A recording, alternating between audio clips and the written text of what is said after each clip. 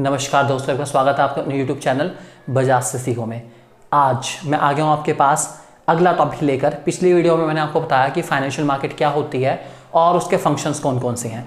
आज हम बात करेंगे इस फाइनेंशियल मार्केट को और ज़्यादा फर्दर क्लासीफाई करने के लिए। अगर आपने हमारी पहली वीडियो नहीं देखी तो प्लीज़ डिस्क्रिप्शन में जाइए और लिंक पे क्लिक करिए और आपको दिखेगी हमारी सबसे पहली वीडियो पार्ट 1 फाइनेंशियल मार्केट का। ज़रूर उसको देखिए, उसके बाद इस वीडियो को आगे कंटिन्यू करिए। आज हम बात करेंगे फाइनेंशियल मार्केट को दो हिस्सों में क्लासीफाई करने की। सबसे पहले हिस्से का नाम है दोस्तों हमारे पास मनी मार्केट और दूसरे हिस्से का नाम हमारे पास है कैपिटल मार्केट। आज हम सिर्फ और सिर्फ मनी मार्केट पे कंसंट्रेटेड रहेंगे, मनी मार्केट की बात करेंगे। मनी मार्केट की डेफिनेशन आपके सामने यहाँ पर आ रही है। चलिए पढ़ते हैं इस डेफिनेशन को। क्या होती है मनी मार्केट? उससे पहले मैं आपको बता दूं, मनी मार्केट वो मार्केट होती है बेसिकली जो शॉर्ट टर्म इंस्ट्रूमेंट्स में जिनकी मैच्योरिटी 1 साल से कम होती है उनमें डील करती है। ऐसी मार्केट को हम लोग कह के चलते हैं दोस्तों मनी मार्केट। मनी मार्केट के जो भी इंस्ट्रूमेंट है वो हाईली लिक्विड है, अच्छे खासे लिक्विड, उनको जब मर्जी कैश में कन्वर्ट करना चाहे कर सकते हैं, कोई दिक्कत वाली बात नहीं। सिक्योर्ड है, लेकिन इनका मैच्योरिटी सिर्फ और सिर्फ 1 साल तक की है। चले पढ़ते हैं हमारे पास क्या लिखा हुआ है। Money market is a market for short-term funds, means which deals in monetary asset whose maturity period is up to 1 year। मैंने आपको भी बताया। Generally, it is a source of working capital। Working capital के लिए use करी जाती है क्योंकि working capital की जो ड्यूरेशन होती है दोस्तों वो 1 साल ही होती है, ये ध्यान रखेंगे। It includes borrowing and lending of funds for a short period of time and also deals in purchase and sale of securities having 1 year term। मैंने आपको बताया इसकी मैच्योरिटी 1 साल की है, 1 साल से ज्यादा की नहीं होने वाली। और मनी मार्केट की दोस्तों को फिक्स लोकेशन बिल्कुल नहीं होती, इसको आपको ध्यान रखे चलना है। ये रन करी जाती है हमारे फाइनेंशियल इंस्टीट्यूशंस के द्वारा जिनमें हमारे पास बैंक मेन आते हैं, इसको आपको ध्यान रखे चलना है। चलिए इसके बाद इस मनी मार्केट को हम लोग बहुत सारे इंस्ट्रूमेंट्स के लिए यूज करते हैं।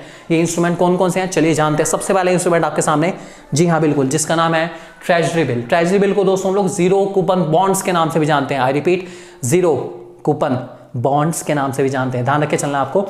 चलिए पढ़ते हैं इसके बारे में क्या लिखा गया। इसके बारे में लिखा गया है a treasury bill is a financial instrument of short term borrowing issued by RBI द्वारा इशू करा जाता है, गवर्नमेंट ऑफ इंडिया के बिहाफ पे इशू करा जाता है। ये बिल नेगोशिएबल है, नेगोशिएबल, आप इसमें तोल मोल कर सकते हैं, फ्री ट्रांसफर किसी और को देना चाहे दे सकते हैं, कोई दिक्कत नहीं।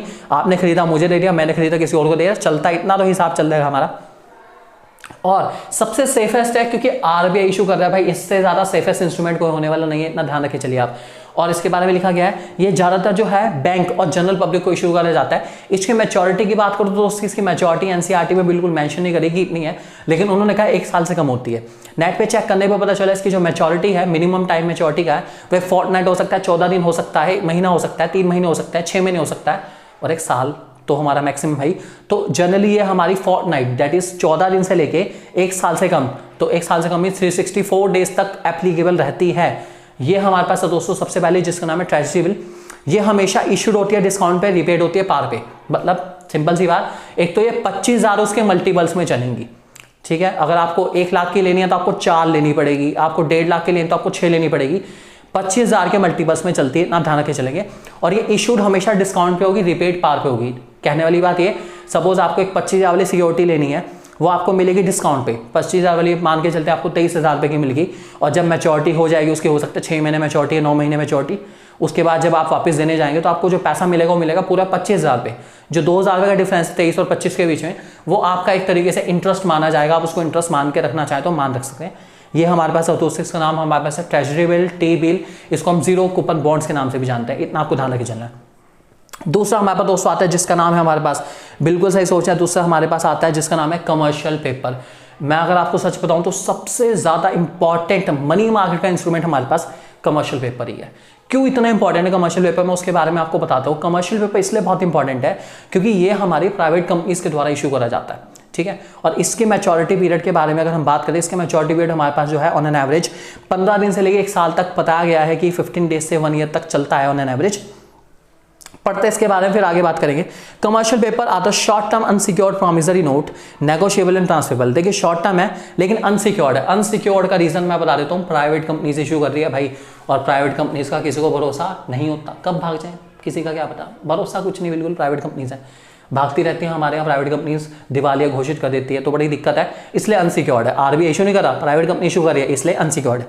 नेगोशिएबल है, नेगोशिएबल ये भी वही डिस्काउंट पे इशू, रिपेड एट पार, इसका भी सिस्टम वही है। ट्रांसफरेबल है, किसी और को देना चाहे दे सकते हैं, कोई दिक्कत नहीं, जो लेके जाएगा वापस उसको कंपनी पैसा दे देगी।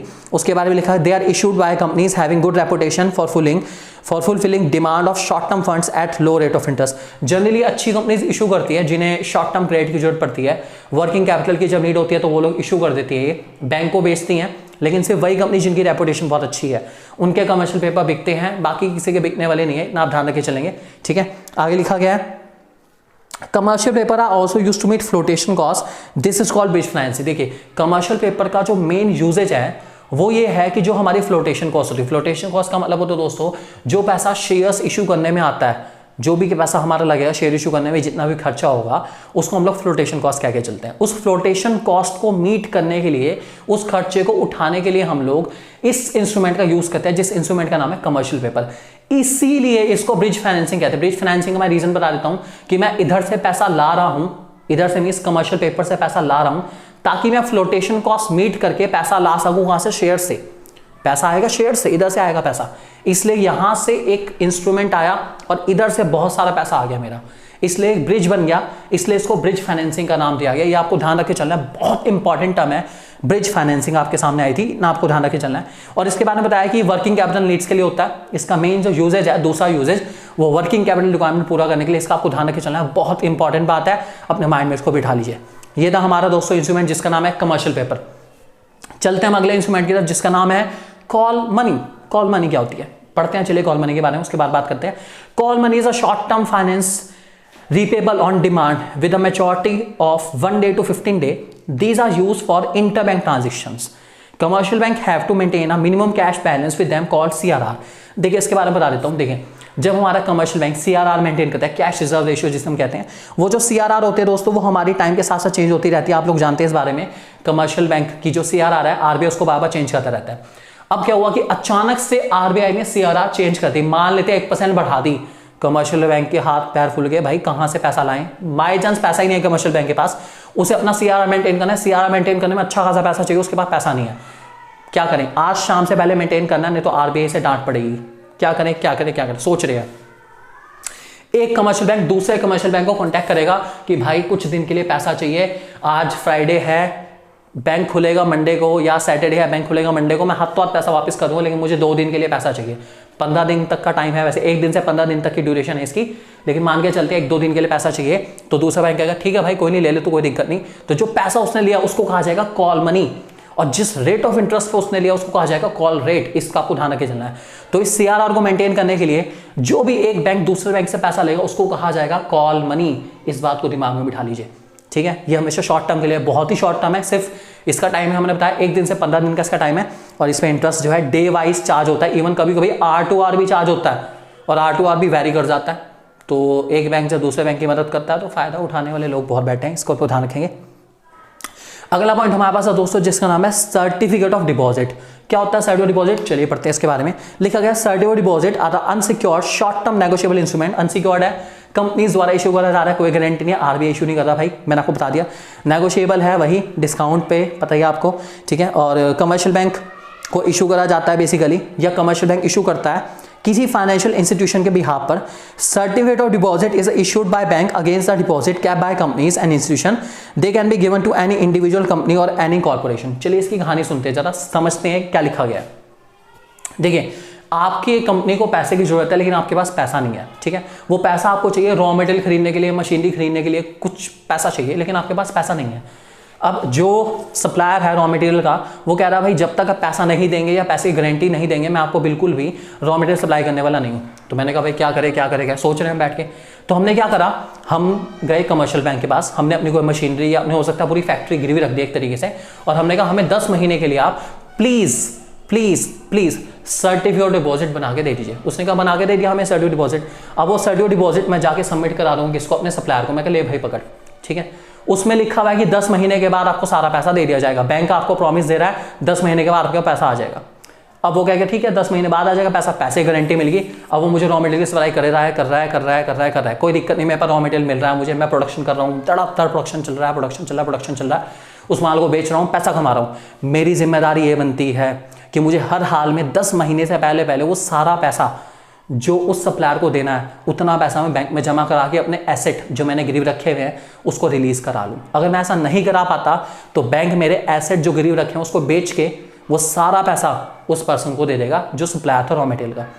तो इस इंस्ट्रूमेंट को हम क्या चलते हैं दोस्तों, सर्टिफिकेट ऑफ डिपॉजिट। ये एक तरीके से एक गारंटी, जो बैंक है हमारा वो गारंटी ले रहा है कि भाई अगर ये पर्सन पैसा नहीं देता तो इसके बिहाफ पे पैसा मैं दूंगा, इसीलिए इसको कहा जाता है सर्टिफिकेट ऑफ डिपॉजिट। इतना आपको ध्यान रखना चाहिए, बहुत अच्छा इंस्ट्रूमेंट है।